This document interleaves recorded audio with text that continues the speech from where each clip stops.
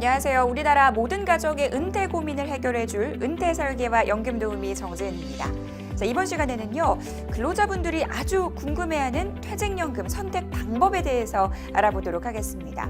자, 퇴직연금에는 확정급여형 그리고 확정기여형이 있다고 했는데요. 과연 근로자 입장에서는 둘 중 어떤 것이 유리할까요? 오늘도 두 분 전문가분들 모시고 살펴보도록 하겠습니다. 어서 오세요. 안녕하십니까. 네, 오늘도 두 분의 활약 좀 기대를 해보도록 하겠습니다.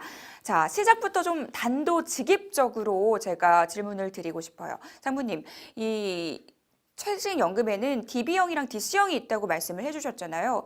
그러면 둘 중에 어떤 게 유리해요? 그렇게 단도직입적으로 물어보면 이게 뭐라 딱 잘라 말하기가 되게 곤란한데 이제 네.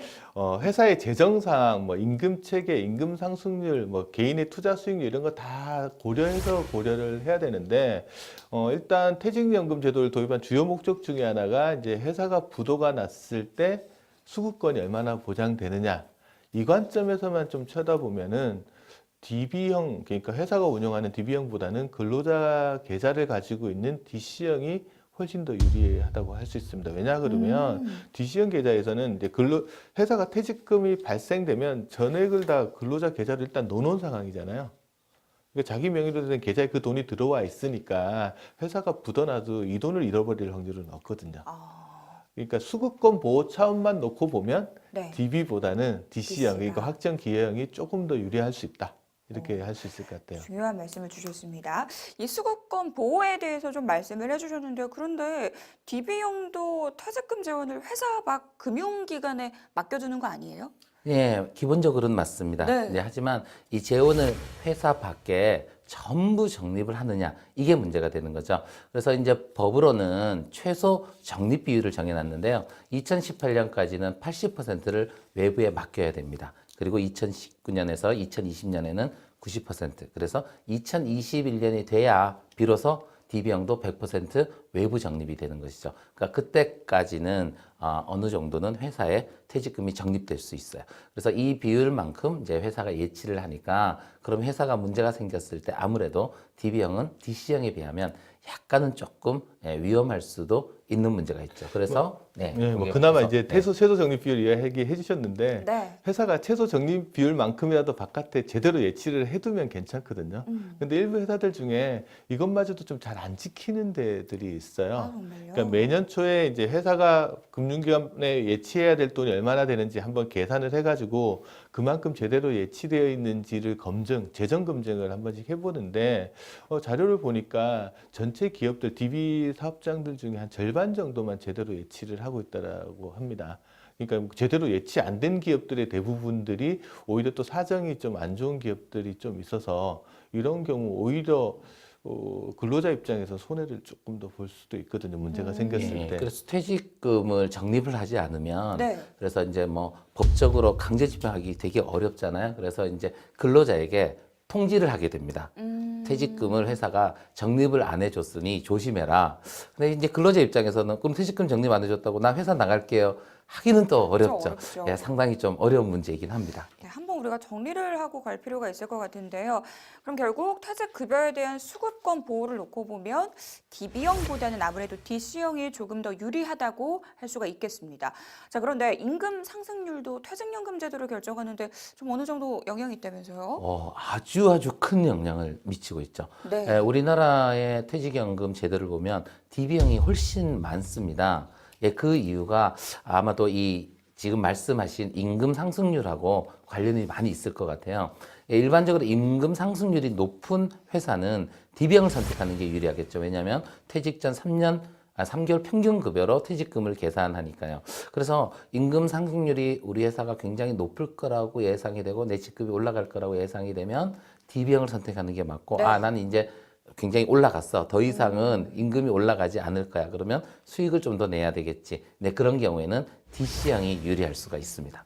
결국 상황별로 좀 다른 선택이 필요할 것 같은데 임금 상승률이 높을 때는 DB 그리고 투자 수익률이 높을 때는 DC가 유리한 거 맞죠? 뭐 일반적으로 그게 맞다라고 이야기할 수 네. 있는데 문제가 있어요. 이제 같은 회사에 다닌다고 해서 네. 임금 상승률이 다 똑같지 않다라는 거예요. 제가 예전에 한번 사업장에 가서 상담을 한 적이 있는데 어떤 분이 와서 이런 이야기를 하더라고요. 내가 직무가 바뀌어가지고 임금 상승률이 되게 둔화가 됐어. 그래서 DB를 계속 유지해야 될지 잘 모르겠어 이런 이야기들을 하시더라고요. 그래서 예를 들면 이제 신입사원 같은 경우에는 이제 직급 주임에서 대리도 되고 대리에서 과장도 되고 이렇게 하면 직급이 올라갈 때마다 임금이 많이 올라가잖아요. 그 또 처음에 규모가 작기 때문에 상승률도 상당히 높은 부분들이 있어요. 근데 차장이나 부장급 정도 되면 이제 승진에 따른 임금 상승은 기대하기가 좀 쉽지는 않고요. 또 전체 규모가 크기 때문에 인상률 자체는 조금 줄어들 수 있잖아요.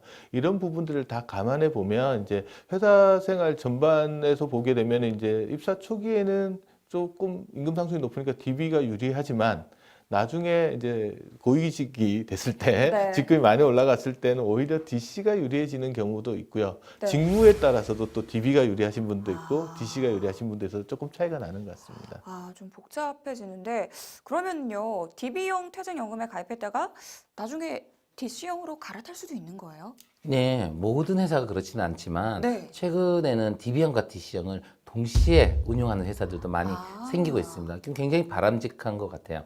그래서 근로자에게 전환권을 주고 필요한 상황에서 당신에게 가장 유리한 상황에서 전환을 해라. 이렇게 할 수가 있습니다. 그래서 이렇게 임금 상승률이 둔화되는 시점에는 DB에서 DC형으로 갈아타는 그런 문을 만들어 놨으니까 그런 제도를 잘 활용하시면 좋을 것 같습니다. 최근에 이제 정년을 60세로 연장하면서 이 늘어난 근무기간 동안 임금 피크제 도입하는 사업장들 되게 많잖아요. 네. 그러면 DB형 사업장에서 일하시는 분 같은 경우는 임금 피크 시점에서 가만히 있으면 급여가 줄어드니까 퇴직금도 같이 줄어드는 경우가 있거든요. 이런 사업장에서는 DB형 제도를 DC형 제도로 전환할 수 있는 옵션을 임금 피크 시점에 줘요. 그러면 임금 피크가 됐을 때 일단 DB형을 DC형으로 전환하면 그때까지 발생한 퇴직급여를 개인의 DC 계좌에 일단 다 집어넣어 놓고 가기 때문에 임금이 줄어든다고 해도 퇴직금이 줄어드는 일을 얻게 되겠죠. 그렇군요. 제가 앞서서 이 DB형에서 DC형으로 갈아타는 경우에 대해서 여쭤봤는데 그럼 이제 반대로 좀 생각을 해볼게요. DC형 가입자가 DB형으로도 전환할 수 있는 거예요? 네, 만약 그거를 인정해주면 DC형 가입자가 손해를 굉장히 많이 봤어요. 나 다시 DB로 갈래. 회사가 책임져. 이럴 수도 있겠죠. 근데 구조적으로 DB형에서 DC형으로 가는 것은 가능하지만 DC형에서 다시 DB형으로 돌아올 수는 없습니다. 돌아올 수 없는 다리를 건너게 되는 것이죠. 그렇군요. 요즘은 근데 연봉제를 실시하는 회사가 상당히 많은데요. 그러면은 이런 경우에는 DB형이 유리할까요? DC형이 유리할까요? 뭐 답부터 이야기를 해드리면 회사 입장에서 보나 근로자 입장에서 보나 DC형이 DB형보다 조금 더 대응하기가 좋다.